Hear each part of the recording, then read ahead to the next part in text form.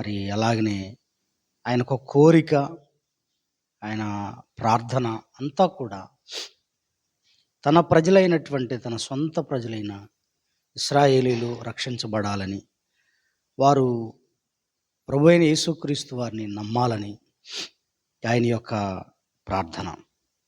ఆయన ప్రార్థన ఎంత మరి ఎంత తపన ఉందంటే, ఎంత గొప్పగా ప్రార్థన చేశాడంటే, ఆయన ఇంకొక చోట కూడా అంటాడు 9వ అధ్యాయంలో, నాకు బహుదుఃఖమును నా హృదయములో మానని వేదనయు కలవు అనే మాట కూడా 9వ అధ్యాయంలో చెప్తున్నాడు. ఆయనకి బహుదుఃఖము ఎప్పుడు యూదులను చూచినా, ఎప్పుడు ఇశ్రాయేలీలను చూచినా. ఎందుకంటే అపోస్తలుడైన పౌలు అనేక చోట్ల అన్యజనుల మధ్యలోనికి వెళ్ళినప్పుడు అక్కడ తోటి సహోదరులు యూదులు ఎన్నో మార్లు ఆయన్ని అడ్డగించిన సందర్భాలు ఉన్నాయి. ఎన్నోసార్లు ఆయన్ని మరి తమ ప్రాంతాల్లో నుంచి వెళ్ళగొట్టిన సమయాలు ఉన్నాయి. కొంతమంది మాత్రమే ప్రభువును స్వీకరించారు. మిగిలిన అనేకులు మార్పు చెందినటువంటి రక్షణ లేని స్థితిలో వారు ఎదురు చూస్తున్న మెస్సయ్యను, వారు ఎదురు చూస్తున్న ప్రభువును స్వీకరించినటువంటి స్థితిలో ఆనాడు ఉన్నారు. కాబట్టి వాళ్ళ గురించి ఆయనకు బహుదుఃఖం, మానని వేదన, హృదయాభిలాష, ఆయన కోరికది మారాలి, వారు రక్షించబడాలి, వారు కూడా యేసుక్రీస్తుని నమ్మాలి అని ఆయన ఎంతగానో ఆయన వేదన చెందేవాడట, కన్నీళ్లు గార్చేవాడట, బహు దుఃఖపడేవాడట, ఆయన ఎంతగానో బాధపడేవాడు. 11వ అధ్యాయము 14వ వచనంలో కూడా అంటాడు, నేను అన్యజనులకు అపోస్తలుడనై ఉన్నాను గనుక ఏ విధమునైనను నా రక్త సంబంధులకు రోషము పుట్టించి వారిలో కొందరినైనను రక్షింపవలని నా పరిచర్యను ఘనపరచుచున్నాను. నేను అన్యజనులకు అపోస్తలుడని, కానీ నా రక్త సంబంధులు, నా యొక్క స్వజాతి వారు, నా యొక్క ఇశ్రాయేలు జాతి వారు కూడా వారిలో కొందరైనా రక్షించబడాలన్నది నా తపన, నా వేదన, నా కన్నీళ్ళు, నా యొక్క ప్రార్థన, నా పరిచర్య అని ఆయన తన లోపట ఉన్నటువంటి భారాన్ని వ్యక్తం చేశాడు ఈ 3 అధ్యాయాల్లో కూడా. ప్రియమైన దేవుని బిడ్డలారా, గమనిస్తే పౌలు గారు ఎంతో దుఃఖపడుతున్నాడు, వేదనతో భారంతో ప్రార్థించినట్టుగా ఈ 3 మరి వచనాలలో మనుషులంగా మనకు కొన్నిసార్లు అది లేదు ఇది లేదని మనం కన్నీళ్లు గారుస్తాం, మనం వేదన చెందుతూ ఉంటాం కొన్ని సమస్యల నుంచి బయటికి రావాలని. ఈయనకి ఏదైనా వేదన ఉంది అంటే, పౌలు గారికి ఏదైనా బాధ, భారం ఉంది అంటే, ఆ భారం, ఆ వేదన, ఆ కన్నీళ్లకు మరి కారణం ఏంటి అని మనం ఆలోచన చేస్తే, తన స్వజాతి వారు, తన రక్త సంబంధులు, తన కుటుంబీకులు ప్రభువుని స్వీకరించలేదు, వారు రక్షించబడలేదు, వారు మెస్సయ్యాని, ప్రభువైన యేసుక్రీస్తు వారిని వారు గ్రహించలేకపోయారన్నదే ఆయన ఆవేదన, ఆయన బాధ ఎంతగానో ఉన్నట్టుగా మనకి వచనాలు చూస్తున్నాం. ఇశ్రాయేలు వారికి లేదా తన స్వజాతి వారికి, తన మరి రక్త సంబంధీకులకు ధర్మశాస్త్రం తెలుసు. వాళ్ళకి ధర్మశాస్త్రం అంటే ఆసక్తి, సున్నతి అంటే ఆసక్తి, ప్రార్థన అంటే ఆసక్తి, మొక్కుబళ్ళు అంటే ఆసక్తి, అలాగనే దైవికమైనటువంటి ప్రతి కార్యములో ఆసక్తికరమైనటువంటిగా వారు చేశారు.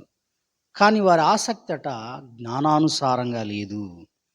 వారు ఎంతసేపటికి పరిసయ్యులు అనేవాళ్ళు, మేము అబ్రహాము సంతానమని చాలా గొప్పగా అతిశయంగా చెప్పుకునేవారు. పరిసయ్యులు, శాస్త్రులు వీళ్ళంతా కూడా గొప్పగా చెప్పుకునేవాళ్ళు. వాళ్ళు మేము ధర్మశాస్త్రాన్ని పాటిస్తున్నాం, ఇంతకంటే గొప్పది ఏముంది, ఇంకా మేము ఇంతకంటే ఇంకెవరుంటారు ఈ ప్రపంచంలో అన్నటువంటి వారికి వారే స్వనీతి పరులుగా బ్రతికారు. కానీ ఒకరోజు నా దేవుడు తన కుమారుడైన యేసుక్రీస్తు వారిని లోకానికి పంపి, మనుషులకు సంబంధించిన నీతి కాకుండా, మన సొంత నీతి కాకుండా దైవనీతిగా చాలా తేలికగా మనం ఆయన నమ్మడం ద్వారా దేవుని నీతి కలిగే విధంగా ఆయన పంపిస్తే వారు గ్రహించలేకపోయారు, వారు అర్థం చేసుకోలేకపోయారు. అది ఎంతో బాధాకరమైనటువంటి విషయం. వారి కోసం ఎంతగానో కన్నీళ్లు గార్చాడట పౌలు గారు, ఎంతగానో బాధపడ్డాడు, ఎంతగానో వేదన చెందాడు. ఈ రోజున మనం కూడా మన కుటుంబాల్లో, మన రక్త సంబంధుల్లో అనేకులు యేసు ప్రభువుని నమ్మని వాళ్ళు ఉన్నారు. మన కుటుంబాల్లో యేసు ప్రభువుని నమ్మని వాళ్ళు చాలామంది ఉన్నారు. ఒకవేళ వాళ్ళకి మనం బైబిల్ గురించి చెప్తే, యేసు ప్రభువుని గురించి చెప్తే, నేను మీ బైబిల్‌ని ఏమి అంటలేదు నేను. యేసు ప్రభు అంటే నాకు చాలా ఇష్టం. నాకు ఎవరంటే వ్యతిరేకత లేదు. అన్ని మతాలు సమానమే. లేకపోతే నేనైతే ఏ పాపం చేయట్లేదు. ఏ దుర్వ్యసనాలు నాకు లేవు. నిజమే గదండీ! కొంతమంది కనబడతారు మనకి. వాళ్ళు యేసుప్రభుని ఏమనరు. బైబిల్‌ని, క్రైస్తవుల్ని ఏమనరు. వాళ్ళకి త్రాగుడు, ఇతరమైన దురలవాట్లు ఉండవు. వాళ్ళు అనుకుంటారు మేము నీతిమంతులం అనుకుంటారు వాళ్ళు. అలాంటి వాటిని బట్టి మేము నీతిమంతులం అనుకుంటారు. అలాంటి వాటిని బట్టి మేము మంచివాళ్ళం అనుకుంటారు వాళ్ళు. అది స్వనీతి అంటే అదే. అంటే మేము ఏ తప్పు చేయట్లేదు అనుకోవడమే స్వనీతి. కాబట్టి వారు స్వనీతితో ఆలోచన చేశారు ఇశ్రాయేలీయులు కూడా. అట్లాగే ఈనాడు మన కుటుంబాల్లో కూడా కొంతమందికి యేసుప్రభుని గురించి చెప్పినప్పుడు, యేసుప్రభుని గురించి వారికి బోధించినప్పుడు, మీరు వెళ్తే వెళ్ళండి చర్చికి, మాకేం అభ్యంతరం లేదు. నాకు మీ మతం అంటే మాకేమి ఇబ్బంది లేదు. బైబిల్ అంటే మాకేమి ఇబ్బంది లేదు. యేసుప్రభు అంటే మాకేమి ఇబ్బంది లేదు. కానీ మీరు మమ్మల్ని రమ్మని మాత్రం అనొద్దు అని మాట్లాడేవాళ్ళు. మేమేమైనా తప్పు చేస్తున్నామా? మేమేం తప్పు చేయట్లేదు. నాకు ఏ అలవాట్లు ఉన్నాయి? ఏ అలవాట్లు లేవు. అలాగనే కొంతమంది మన బంధువుల్లో కొంతమంది వాళ్ళేమంటారు, నేనేమీ తప్పు చేయడం లేదు. నాకేమీ దురలవాట్లు లేవు. నేను బాప్తీసం తీసుకున్నా, తీసుకోకపోయినా, చర్చికొచ్చినా, రాకపోయినా నా అంత నీతిమంతుడు ఉండడు. నేను ఎవ్వరికి ఏం అన్యాయం చేయట్లేదని వారి స్వనీతిని వారు స్థాపించుకుంటూ ఉంటారు. ఒక పండుగ రోజునో, పబ్బం రోజునో వాళ్ళొచ్చి కానుకలిచ్చి సేవకులను గౌరవిస్తారు, సేవకులను ప్రేమిస్తారు, కానీ చర్చికి రారు. నేను ఇంట్లో ఉండి ప్రార్థన చేసుకుంటున్నానండి. లేకపోతే నేను కూడా యూట్యూబ్‌లో వాక్యం వింటున్నాను. నేను కూడా అది చేస్తున్నా, ఇది చేస్తున్నా అని చెప్తారు. నేను చేసే అన్నీ మంచి పనులే. నేను చర్చికే రావాల్సిన అవసరం లేదు. నా మనసులో దేవుడున్నాడు. నా హృదయంలో దేవుడున్నాడు. నేను ప్రార్థన చేసుకుంటాను ఇంట్లో. ఇట్లా తమ స్వనీతిని వాళ్ళు స్థాపించుకుంటూ తాముకు తామే నీతిమంతులు అనుకుంటారు. తమకు తామే మంచివారం అనుకుంటారు. మరి ఇటివారే కదా మన కుటుంబాల్లో చాలామంది ఉన్నారు. ఇటివారు అనేకులు మన కుటుంబాల్లో ఉన్నారు. ఒకవేళ ఒక భర్త అయి ఉండవచ్చు. భార్య ప్రార్థనకు వస్తూ భర్త రాకపోవచ్చు. భార్య వస్తుంటే పిల్లలు రాకపోవచ్చు. కానీ వీరంతా నశించిపోతున్నటువంటి పరిస్థితుల్లో వారున్నారు. వారందరూ రక్షణ పొందాలని మనం కూడా కోరుకోవాలి. అపోస్తలుడైన పౌలు వారి. అపోస్తలుడైన పౌలు యొక్క భారం ఏంటి అంటే, అపోస్తలుడైనటువంటి పౌలు యొక్క వేదన ఏంటంటే, అపోస్తలుడైనటువంటి పౌలు గారి హృదయాభిలాష ఏంటంటే, తన రక్త సంబంధీకులు ఎలాగైనా సరే అవసరమైతే వాళ్ళకు రోషం పుట్టించైనా వాళ్ళలో కొంతమందినైనా రక్షించుకోవాలన్నది ఆయన భారమట, ఆయన ఆవేదనట, ఆయన కన్నీళ్ళట. ఆయన ప్రార్థన నిత్యమైన ప్రార్థన అదే. మనం కూడా ఇలాంటి భారం కలిగి ఉండాలి. ఇలాంటి ప్రార్థన మనం కూడా చేయాలి. పౌలు గారి వల్లే మనం కూడా వేదనతో మన కుటుంబీకులు మారనటువంటి వారు ఉన్నారు. రక్షణ పొందనటువంటి వారు ఉన్నారు. వారికి కాస్త రోషం కలిగినా బాధ లేదు. వారి కోపం వచ్చినా పర్వాలేదు. వారికి దేవుడి గురించి మనం చెప్పాలి. వారి కోసం ప్రార్థన చేయాలి. ప్రేమతో వారికి చెప్పాలి. వారు నశించిపోకుండా వారి యొక్క ఆత్మ విషయంలో మనం కూడా కుటుంబీకులంగా బాధ్యత వహించాలి. కుటుంబీకులంగా మనం కూడా ప్రార్థన చేయాల్సిన అవసరం ఎంతైనా ఉంది. విశ్వాసి అయిన భార్యను బట్టి అవిశ్వాసి అయిన భర్త మారుమనసు పొందుతాడు. విశ్వాసురాలైనటువంటి భార్యను బట్టి అవిశ్వాసి అయినటువంటి భర్త మారుమనసు పొందుతాడు. భర్త విశ్వాసపరుడైతే అవిశ్వాసురాలైన భార్య మారుమనసు పొందుతుంది. బైబిల్ సెలవిస్తూ ఉంది. కాబట్టి ఒక భార్య తన భర్తను రక్షించుకోవాల్సిన బాధ్యత, ఆ డిజైర్ ఆమెకు ఉండాలి. ప్రభువా నా భర్త రక్షించబడాలి, ప్రభువా నా భార్య రక్షించబడాలి, నా పిల్లలు రక్షించబడాలి అనేటువంటి ఒక అద్భుతమైన ప్రార్థన మనం చేయాలి నిత్యము. మన అవసరాలు, ఎప్పుడు మన అక్కర్లు ఇవే కాదు మనం చెప్పుకోవాల్సింది. మన ప్రార్థనలో వీళ్ళు కూడా నశించిపోతున్నారు. మన పిల్లలు నశించిపోతున్నారు, మన బంధువులు నశించిపోతున్నారు. వాళ్ళు దేవుని ఎరగని స్థితిలో యేసుప్రభుని ఎరిగి కూడా వాళ్ళు రక్షించబడటానికి రావట్లేదు, దూరంగా అయిపోతున్నారు. అలాగనే మన చుట్టూ ఎంతోమంది సహోదరులు నశించిపోతూ ఉన్నారు. వాళ్ళందరి కోసం మనం ప్రార్థించాల్సిన అవసరం ఉంది. భారంతో చేయాల్సిన అవసరం ఉంది. వేదనతో చేయాల్సిన అవసరం ఉంది. వాళ్ళని జ్ఞాపకం చేసుకోవాల్సిన అవసరం ఉంది. కన్నీళ్లతో మనం వారిని అడుగుతూ ఉండాలి. నీ వాక్యం చెప్తే వినకపోవచ్చు, కానీ ప్రార్థన ఫలిస్తుంది ఏదో ఒక రోజున. తప్పనిసరిగా నీవు చెప్పిన ఆ వాక్యపు విత్తనాలకు నీరు వంటిది ప్రార్థనే. మనం వాక్యాన్ని చెబుతాం, మనం దేవుడి మాటలు చెబుతాం, వారు వినకపోవచ్చు. కానీ ఆ విత్తనం వేసి ఉంచాం, ప్రార్థన నీరు పోస్తూ ఉన్నప్పుడు తప్పకుండా ఏదో ఒక రోజున దేవుడు వారి పట్ల ఆయన కృప చూపుతాడు. ఒక రోజున వారిని కూడా మరి జ్ఞాపకం చేసుకుంటాడు ఆయన. కానీ మనకు ఆ భారం ఉందా? మనకు ఆ బాధ్యత ఉందా? మనం చేసే ప్రార్థనలో అది ఉందా? ఎంతసేపటికి నీ కోసం నా కోసమే కాదు, క్రీస్తును దైవనీతిగా పంపించబడ్డాడని యేసుక్రీస్తు వారు దైవనీతిని వారు గ్రహించేటట్లుగా మనం చేయాల్సిన అవసరం ఉంది. మంచివాళ్ళుగానే ఉండొచ్చు, వాళ్ళకి ఏ బుద్ధులు చెడ్డ బుద్ధులు లేకపోవచ్చు, చెడ్డ అలవాట్లు లేకపోవచ్చు. వాళ్ళు మేము మంచివాళ్ళం, మాకెందుకు అవసరమే ఉంది అనుకుంటారు వాళ్ళు. కానీ దైవనీతి అవసరం, క్రీస్తు ద్వారా వచ్చే నీతి అవసరం. ఈ ఉదయకాల సమయంలో దేవుడు నీతో నాతో మాట్లాడేది ఏంటంటే, మనం మన కోసమే ప్రార్థించుకోవడం కాదు, నశించిపోతున్నటువంటి మన బంధువులు, మన కుటుంబీకులు, మన యొక్క ఆత్మీయులు, మనకున్నటువంటి ఉన్నారు, బ్రదర్స్ అండ్ సిస్టర్స్ ఉంటారు. వీరందరూ కూడా భారంతో వాళ్ళ కోసం ప్రార్థించాల్సిన బాధ్యత, ఆ బరువు మన మీద మోపబడింది. ఆ బరువుతో మనం అడగాలి, దేవుణ్ణి అడగాలి. నేను, నా భార్య, నా పిల్లలు రక్షణ పొందితే చాలు అనే స్వార్థం మనకి ఉండకూడదు. మనం ఇతరులను జ్ఞాపకం చేసుకోవాల్సిన అవసరం ఉంది.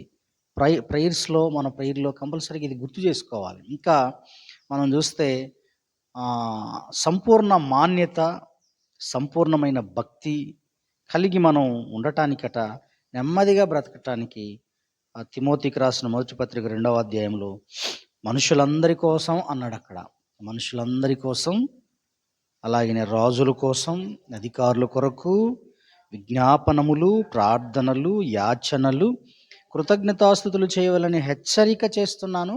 ఇది మంచిది, రక్షకుడైన దేవుని దృష్టికి అనుకూలము అంటున్నాడు. కాబట్టి ఇందులో మనుషులు ఉన్నారు అన్నప్పుడు అందులో బంధువులు కూడా ఉంటారు, రక్త సంబంధికులు, స్వజాతి వారు ఉంటారు, స్వ బంధువులు ఉంటారు, మనకి రక్త సంబంధికులు ఉంటారు, స్నేహితులు ఉంటారు, అనేకులు ఉంటారు. అందులో రాజులు, ప్రభుత్వాలు అన్నమాట. రాజులు అన్నప్పుడు అధికారులు, వీళ్ళందరి కోసం విజ్ఞాపనలు, ప్రార్థనలు. మన ప్రార్థనలో కొంతైనా మనం గుర్తు చేసుకోవాల్సిన అవసరం ఉంది.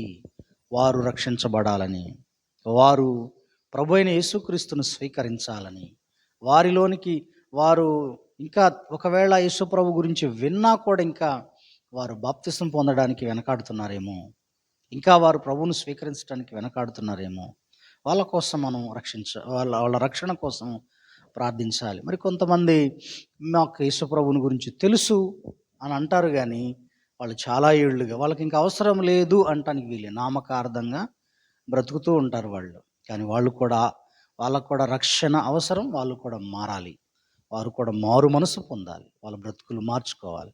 కాబట్టి వాళ్ళ కోసం కూడా మనం ప్రార్థించవలసిన బాధ్యత ఉంది. అది భారం. ఒక భక్తుడు, నేను ప్రార్థన చేస్తూ ఉండగా ఒక భక్తుడి ప్రార్థనలో నేను చదివాను పుస్తకంలో. ఆయన ఏమని ప్రార్థన చేసేవాడు, ప్రభువా ఈ దేశాన్ని నాకు ఇవ్వు, లేకపోతే ఈ ప్రజలు నాకు ఇవ్వు, లేకపోతే నన్ను తీసుకో అని ప్రార్థన చేసేవాడంట. అంటే ఆయన చేసే ప్రార్థనలో తన ప్రాణాన్నైనా కూడా ఫణంగా పెట్టడానికి ఇష్టపడ్డాడు. వాళ్ళు మారాలన్నాడు. నువ్వు నన్ను తీసుకో, లేకపోతే వాళ్ళు నన్ను మార్చు, వాళ్ళన్నా రక్షించబడాలి అన్నటువంటి భారం నిజంగా ఎంత గొప్పదో. కానీ ఇటువంటి మరి ప్రార్థనలు మనం చేయట్లే. ఈ ఉదయకాల సమయంలో దేవుడు నీతో నాతో మాట్లాడేది, అపోస్తలుడైన పౌలు గారికి ఏ భారం ఉందో, అపోస్తలుడైనటువంటి పౌలు గారికి ఏ హృదయ అభిలాష ఉందో, ఏ రకమైనటువంటి మానక వేదనతో చేసే ప్రైర్ స్పిరిట్ ఉందో, అది నీకు నాకు మనందరికి లేకపోతే మనం చేసే ప్రార్థన నిష్ప్రయోజనం. అది నీ వరకే పనిచేస్తాయి. నా భార్య బాగుండాలి, నా పిల్లలు బాగుండాలి అని రక్షించబడ్డ నీ వరకే, నీ సేఫ్టీయే నువ్వు చూసుకుంటే అది మంచిది కాదు.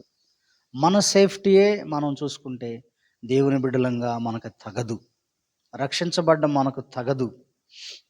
కానీ మనం ఇతరులను కూడా జ్ఞాపకం చేసుకోవాలి. మన చుట్టూ నీ తల్లి తండ్రి మారలేదు కదా, నువ్వు ఒక్కదానివే చర్చికి వస్తున్నావు, ప్రార్థన చేసుకుంటున్నావు. మీ అన్నదమ్ములు మారలేదు కదా, వారు రక్షించబడలేదు కదా.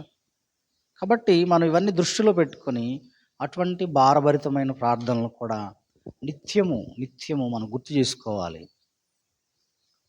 అది కూడా ఒక పరిచర్య, అది కూడా ఒక సువార్త, అది కూడా దేవుని యొక్క వాక్యాన్ని చెప్పిన దాంతో సమానం. వాళ్ళ నిరంతరం మనం ప్రేయర్లో జ్ఞాపకం చేసుకోవడం మరి మంచిది. కనుక వారి రక్షణార్థమై మీరు ప్రార్థనలో జ్ఞాపకం చేసుకోవాలని మనం చేస్తూ ముగిస్తున్నాను. దేవుడి వాక్యమును దీవించునుగాక. ఆమె ప్రార్థన చేసుకుందాం.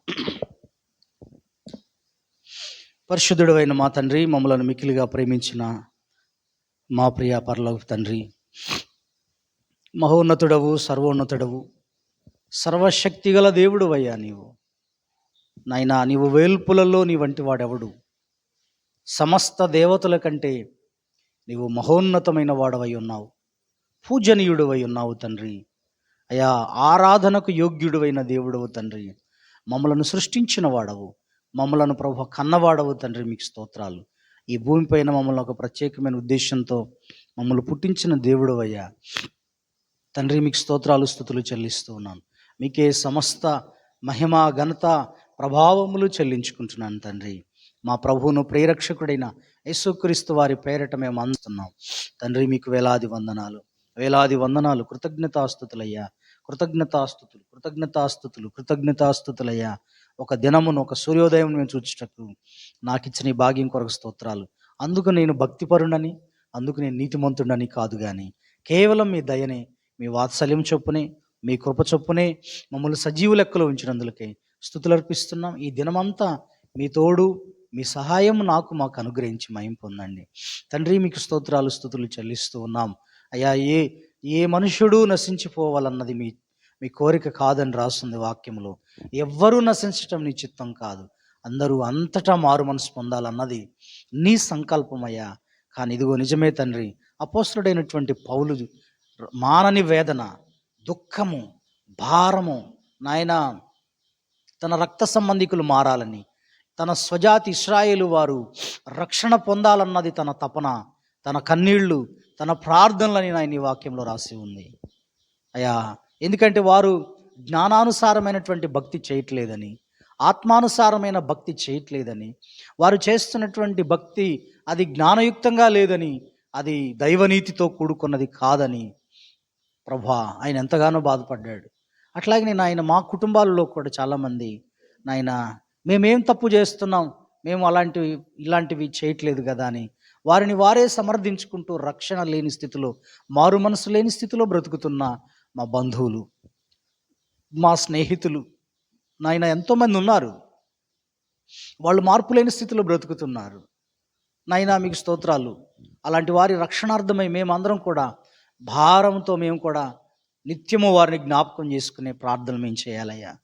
అయ్యా, కృప చూపండి తండ్రి, సహాయము చేయండి నాయన. మీ దయ రానివ్వండి, కనికరం రానివ్వండి దేవా. మీకు స్తోత్రాలు.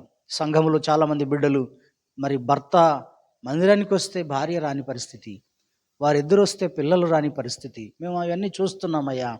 కానీ వారు నశించిపోవద్దయ్యా. ఏ ఒక్కరూ నశించటం నీ చిత్తం కాదు, ఎవరూ నశించటం నీ చిత్తం కాదు, నీ చిత్తం కాదయ్యా. కానీ తండ్రి ఇదిగో నాయన జ్ఞాపకం చేసుకున్నాం. మేము కూడా ఇటువంటి భారంతో ప్రార్థించే భారభరితమైన హృదయాలు మా అందరికీ ప్రసాదించండి. భారం తగ్గిపోయిందయ్యా, ఆసక్తి తగ్గిపోయిందయ్యా మా ప్రార్థనల్లో అయ్యా. ఏదో నామినల్గా మేము చేసేవారంగా కాకుండా ఆసక్తితో, భారంతో ప్రార్థించేటువంటి కృపను మా అందరికీ ప్రసాదించమని ప్రార్థన చేస్తున్నాం నా తండ్రి. మీకు స్తోత్రాలు, స్తుతులు. ఒకనాడు నాయన మా కుటుంబంలో నేను ఒక్కడిని రక్షించబడ్డప్పుడు తండ్రి, నా కుటుంబం అంతటిని రక్షించుకోవటానికి ఆ రోజున నాయన వారందరూ మారు మనసులోకి, దైవనీతిలోనికి రావడానికి నా ప్రార్థనలు ఆనాడు మీరు అంగీకరించారు తండ్రి. దేవా మీకు స్తోత్రాలు, స్తుతులు. అలాగే నేను బిడ్డలందరూ కూడా ప్రభువా, ఇక్కడున్న బిడ్డలందరూ కూడా తమ కుటుంబాల కోసం, తమ రక్త సంబంధుల కోసం, తమ తల్లిదండ్రుల కోసం వాళ్ళు రక్షించబడుటకు, దైవ నీతిని తెలుసుకున్నటకు వారు ప్రభువా నాయన మీ ఆత్మ కార్యమును వారందరి పక్షాన జరిగించండి. మేము నిరంతరం ప్రభువా మా అవసరాల కొరకే మేము అడుగుతున్నాం, ప్రార్థిస్తున్నాం. కానీ మార్పు చెందని వాళ్ళు చాలామంది ఉన్నారు. అటు వారి కోసం మేము ప్రార్థించటం లేదయ్యా. సహాయం చేయండి, కృప చూపించండి తండ్రి. అలాగే మనుషులందరి కోసం ప్రార్థించమన్నారు. మా దేశం పరిస్థితులు భయంకరమైన పరిస్థితులకు వెళ్ళిపోయింది నాయన. దేశం ఎటుపోతుందో తెలియని పరిస్థితులు. మతం మతం మతం కులం నాయన మా దేశాన్ని కుల రక్కసి, మతం అనే మృగం పరిపాలన చేస్తూ ఉన్నాయి. అవి ఏలుబడి చేస్తూ ఉన్నాయి. అవి భయంకరంగా ఇబ్బంది పెడుతూ ఉన్నాయి. తండ్రి, ప్రజలు ఏం చేస్తున్నారో వారికి తెలియని పరిస్థితులయ్యా. పాపం ఎక్కడ చూసినా క్రమం తప్పిపోయింది దేశం. డిసిప్లిన్ కోల్పోయింది నాయన. ఇలాంటి వాతావరణంలో మా దేశము మార్పు చెందాలి, రక్షించబడాలి అయ్యా. నాయనా మీకు స్తోత్రాలు చెల్లిస్తున్నాం. మా దేశ స్థితిగతులన్నీ, ఈ పాపం అంతా తొలగిపోవాలి. ఎక్కడ చూసినా వ్యభిచారం, ఎక్కడ చూసినా ప్రభా యవనస్తులు దారి తప్పిపోయిన పరిస్థితులు కనపడుతున్నాయి. ఎక్కడ చూసినా ప్రభా, ఎక్కడ చూసినా లంచగొండితనం మా దేశంలో ఉంది. దేవా, మా దేశాన్ని రక్షించవా ప్రభువా. మా దేశం మార్పు చెందేటువంటి దేశంగా, మా దేశం నీతికరమైన దేశంగా మార్చవా ప్రభువా. కనికరించవా తండ్రి. మా అధికారులు మారి వాళ్ళు కూడా ప్రభువా న్యాయయుక్తంగా పాలన చేసేటటువంటి భాగ్యం దయచేయండి. కోర్టులు, న్యాయ వ్యవస్థ, అధికారులు, మంత్రులు, ప్రధానులు ప్రతి ఒక్కరూ న్యాయమైన పాలన, సంక్షేమమే కాకుండా ప్రజల సంక్షేమము, ప్రజల యొక్క మరి పరిస్థితులన్నింటినీ కూడా వారు చూసి న్యాయమైన పాలన అందించే భాగ్యం దయచేయండి తండ్రి. అయ్యా, దేశంలో ప్రవహించాలి నీతి, నది వలె ప్రవహించాలి తండ్రి. కానీ అలా లేదయ్యా. మా దేశ స్థితిగతులు మారిపోయినాయి. జ్ఞాపకం చేసుకోండి తండ్రి మా దేశాన్ని. ప్రార్థించుకుంటున్నాం తండ్రి. మా చుట్టుప్రక్కల ఎంతోమంది అన్యులు ఉన్నారు, రక్షణ లేని స్థితిలో బ్రతుకుతున్నారయ్యా. జ్ఞాపకం చేసుకోండి తండ్రి. ఈరోజు ప్రభు వాళ్ళ దగ్గరికి వెళ్ళి దేవుని గురించి చెప్పాలంటే మేము భయపడుతున్న పరిస్థితులయ్యా. అయ్యా నా తండ్రి, జ్ఞాపకం చేసుకోండి. ఎన్నో ప్రార్థనా స్థలాలను ఆటంకపరుస్తున్న పరిస్థితులయ్యా.